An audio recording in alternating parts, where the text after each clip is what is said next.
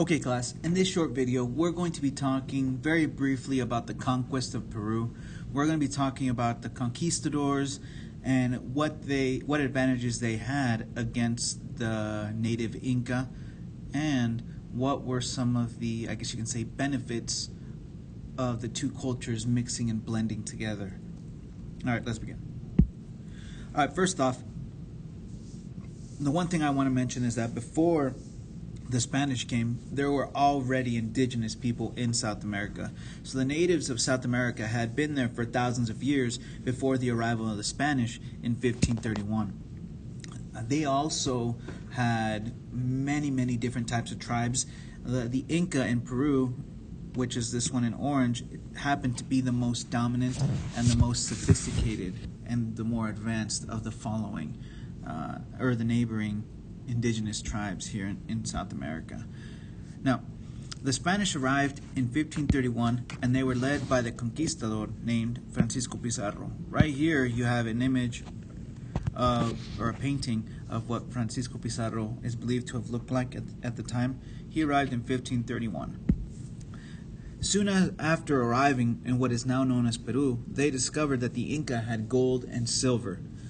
And as I'd mentioned before, the main objective for the conquistadors was to find riches, find gold, silver, precious gems, metals that they could then take back to Spain or their country of origin and give it to their king or queen. Now, the Spanish saw this and understood that these riches could actually greatly benefit Spain, make them a much more powerful country. They were very greedy, which is why I included this image again, so you guys could kind of see and kind of draw the comparison between Mr. Krabs and the conquistadors and how they were very greedy. Now, after arriving in 1531, the Spanish, a year later, overthrew the Incan government by kidnapping and killing their emperor. So they kind of bid their time, they kind of worked around, and then eventually worked up the courage to attack the Incan government. Now, the Inca didn't just take this, they actually fought back, but they were overpowered by the Spanish superior weapons, which we'll talk about in a little bit. Unfortunately, this Emperor Atahualpa ended up being executed. Now, after the killing of Atahualpa, or the previous emperor, the Spanish put in a new Incan emperor, one that the Spanish could control in hopes of creating peace between the Spanish and the Inca. By putting in this new Incan emperor, one that they could control, they could treat him like a puppet, and he would do what the Spanish wanted him to do. Because the Spanish had chosen him, this actually leads to many future battles and wars between the Spanish and the Inca. There's a lot of fighting that goes back and forth for many years.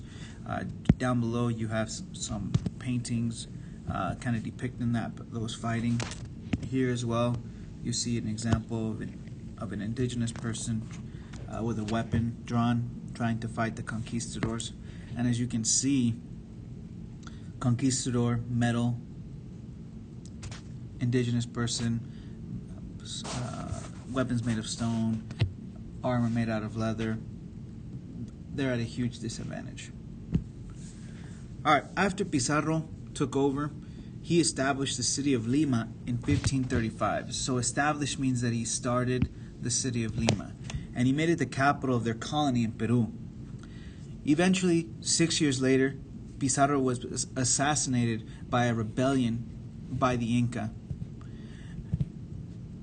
They fought back against the Spanish because at the time the Inca were not treated very well. Under Spanish rule, they were mistreated, they were beaten, their culture was frowned upon, they were treated like second-class citizens, so they decided to fight back. Now, over time, as the Spanish became more and more ruthless, there were less rebellions, but they did happen from time to time. And these types of uprisings happened until Peru finally gained its independence from Spain in 1821. So eventually Peru gains its independence and becomes a country in 1821. which then leads them to a variety of other problems that we'll probably discuss in the future. But down below, just the painting, drawing of them making La Plaza Mayor, kind of downtown square of Lima. Now, the big question is, how did the Spanish beat the Inca? The Spanish had quite a few advantages when it came to this. First one, and this is probably the one that killed the most, wasn't the fighting itself, but it was the diseases. Europeans brought diseases that the Inca had never seen before. Some of you guys are familiar with learning about smallpox and things like that. And those were diseases that the Inca had never had before, so their bodies didn't know how to fight against them. And here you have a picture at the bottom just of an example of someone getting smallpox. And unfortunately, because the Inca didn't have immunities, it killed hundreds of thousands of them. This is probably the biggest killer of Native Americans in both North and South America. Another advantage that they had metal weapons, like the sword here, or even like their armor. Keep in mind, steel swords are much, much more stronger than, let's say, rocks, copper, or bronze. So they had a much stronger advantage. Another advantage that most people don't think about is the Spanish had horses. The Inca had never seen horses before when the Europeans first arrived. In many cases, they actually thought they were giant dogs, and they were actually afraid to get near to them. Now, when the fighting commenced, the horses actually intimidated a lot of these Incan warriors, and sometimes they even used the horses to trample or run over the indigenous people in front of them.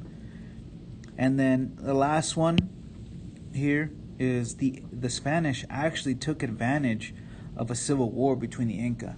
The Inca, when the Spanish had arrived, were fighting amongst themselves. They wanted to, some people didn't like the way the government was running, so they wanted to create a different type of government. So there was a lot of infighting, and the Spanish came in and they took advantage of that and used it to their advantage. So those are four of the big major reasons why the Spanish was very easily able to defeat the Inca. Let's go ahead and talk about blending of two cultures. Now, I do want to say, as unfortunate as it was, and a very dark chapter in American and South American history with the destruction of indigenous tribes, something positive did come out of it. Over time, the Spanish and the natives of Latin America blended together. That should be together,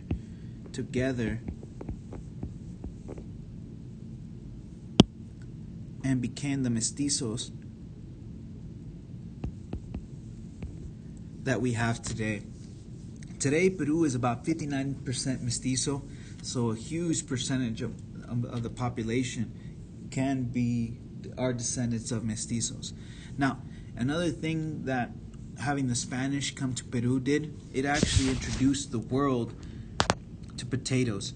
So before, potatoes can only be grown in South America, and that's where they originated from. But when the Spanish came, it actually helped spread the potatoes. It helped spread quinoa, which is a type of grain.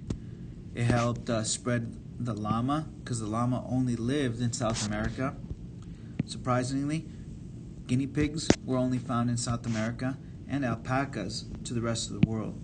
So the Spanish, when they saw these animals and these different types of foods, they took it back to Spain, they took it back to France, and it kind of helped spread around the world from there. Now, the Spanish also contributed in their way as well. The Spanish introduced a lot of different animals to the Inca that they'd never experienced before.